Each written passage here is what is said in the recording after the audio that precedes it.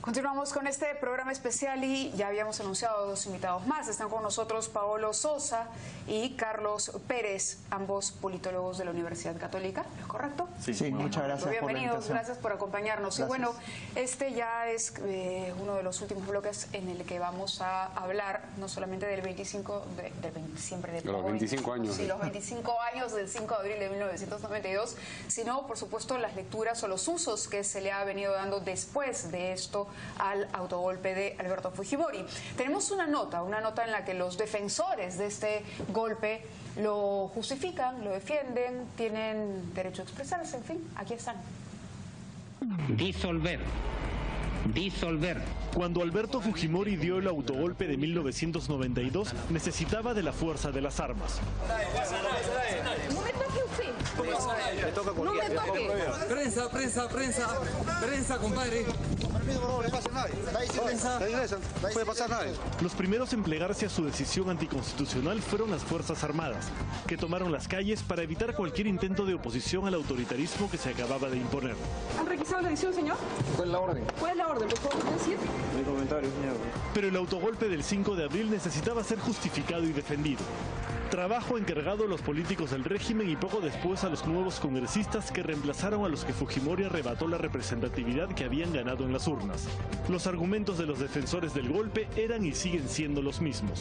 Esa interrupción democrática a la democracia sirvió para que luego se llamara al Congreso Constituyente Democrático, de lo que yo empecé a ser congresista, y dio como resultado una constitución, y es la que nos ha servido para tener un crecimiento económico sostenido y sobre todo haber tenido la posibilidad de derrotar a Sendero Luminoso y al MRTA.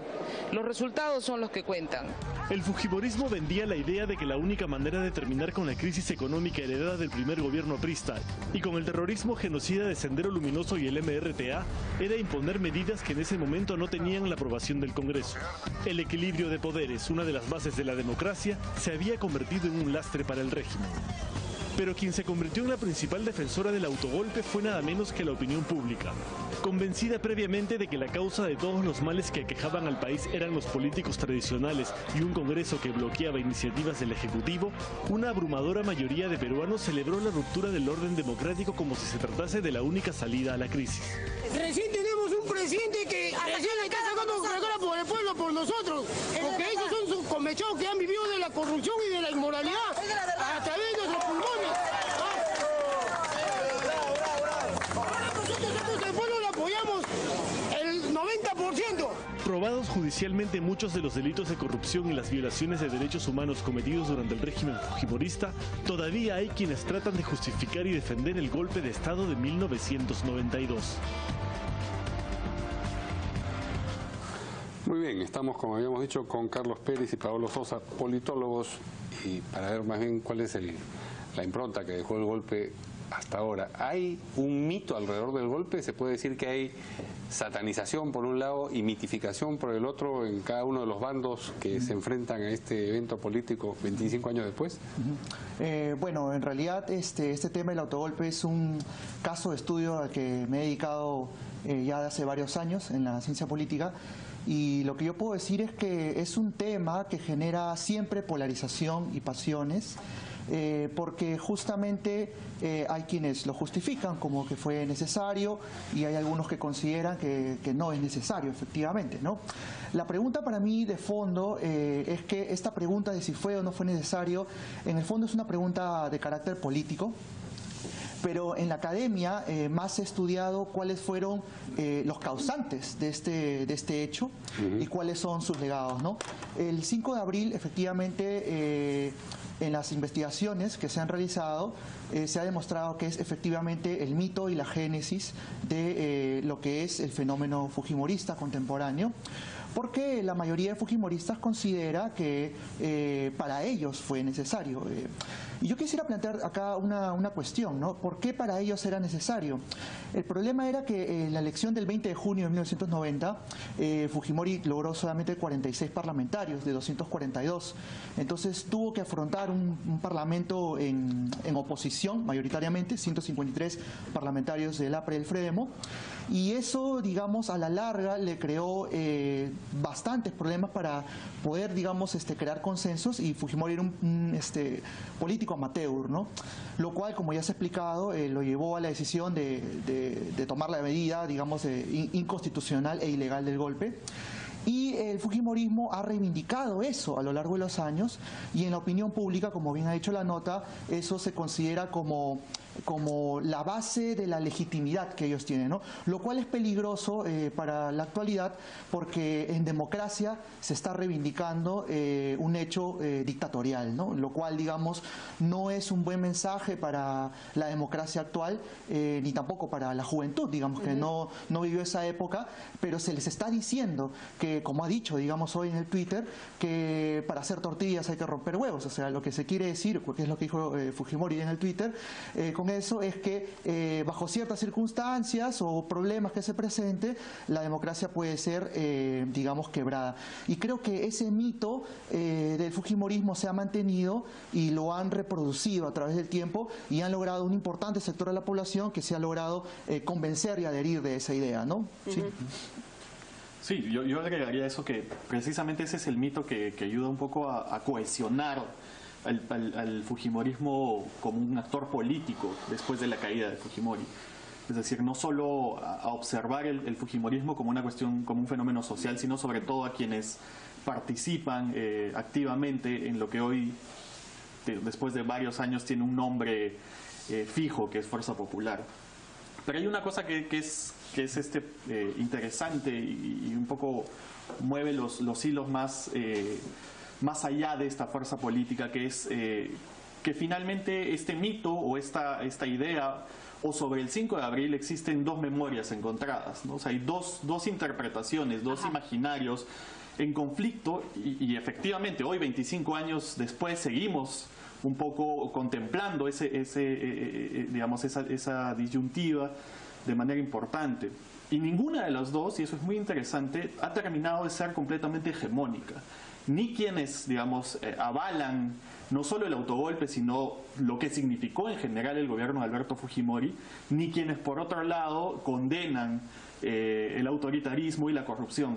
Ambas memorias o ambas perspectivas sobre este episodio, digamos, están en constante y se juegan conflicto. Un clásico en la segunda vuelta de las dos últimas elecciones, ¿no? Y es muy indicativo, además, y es muy interesante que por una cuestión casi azarosa, precisamente en plenas campañas electorales, el 5 de abril es una fecha importante. En las dos últimas campañas electorales, el 5 de abril está muy cerca, digamos, de las fechas de las elecciones. De la primera vuelta. Entonces se constituyen en eventos que marcan un poco la propia campaña política, ¿no? Y digamos, algo que empezó un poco desde el análisis político, pero que luego permeó incluso en los propios fujimoristas, es esta idea de reconocer que hoy en día lo que hay en el Perú, digamos, como identidades muy fuertes, son precisamente el fujimorismo y el antifujimorismo.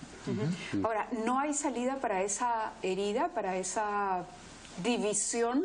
Es decir, ¿en qué momento? Le preguntaba a uno de nuestros invitados antes, esta salida, ¿qué pasaría si el Congreso volviese a ser bicameral por una iniciativa fujimorista hoy? ¿Habría un cambio de percepción? Es decir, ¿se saldaría esa deuda, como ha dicho Kenji Fujimori, o no?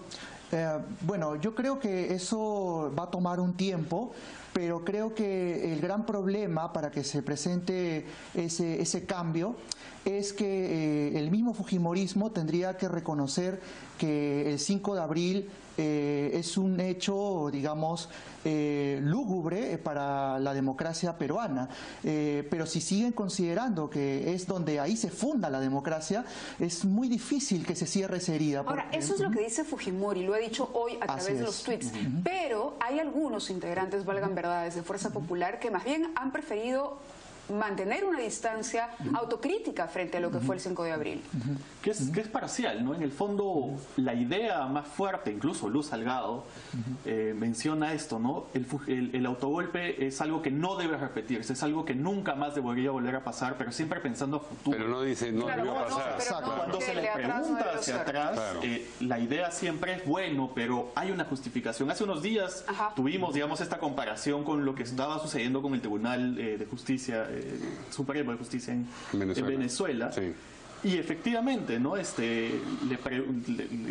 Luz Salgado hace estas declaraciones y dice, bueno, pero es diferente porque nosotros convocamos elecciones y entonces hay una justificación ahí detrás. Sí, parece una concesión retórica, digamos, cuando critican el golpe, ¿no? Pero es muy importante en el fondo, digamos, para lograr esta especie de reconciliación por ese lado, por lo menos, ¿no? Esta idea de si pueden aceptar, digamos, o cargar con la cruz de que efectivamente su origen es autoritario y que por lo tanto no solo a futuro deberían evitarlo, sino reconocer efectivamente el daño que le hicieron a las instituciones políticas hacia atrás, es algo que es sumamente importante para dar ese paso, ¿no?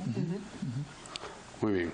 Muchas gracias a nuestros invitados. Muchas gracias. No, gracias Carlos Pérez y Pablo Sosa de esta noche, que nos han ayudado en este tramo final del especial por los 25 años del 5 de abril. Así es, han sido 2 horas de recordar, analizar, evaluar, y la conclusión sigue siendo la misma, creo que cuando empezamos el programa, es decir, no puede repetirse un golpe de Estado como aquel. Siempre la democracia será la mejor alternativa para un país que busca su desarrollo. Habrán dificultades seguramente, será un camino complicado, pero será un camino de libertad y de garantía, un camino complicado, pero será un camino de libertad y de garantías para todos los integrantes de una nación, para todos, para mayorías y para minorías también.